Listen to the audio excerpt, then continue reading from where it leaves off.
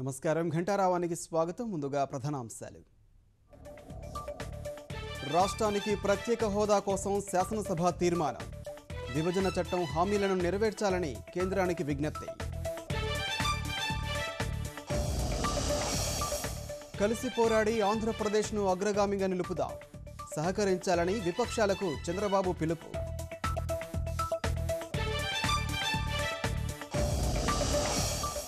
చంద్రబాబుపై జగన్ ఆరోపణలతో దద్దరిల్లిన శాసనసభ. రాజీనామా సవాళ్లు విసురుకున్న అధికార విపక్షాలు.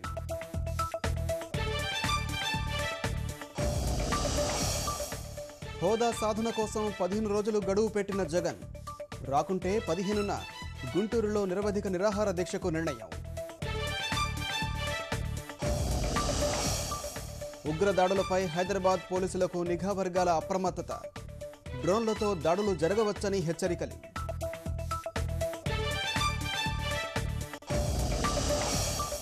ప్రత్యేక ప్యాకేజీపై నితీష్ మోదీ మధ్య మాటల యుద్ధం. 25 ఏళ్ల తర్వాత అభివృద్ధికే బీహారీలు పట్టం కడతారన్న ప్రధాని.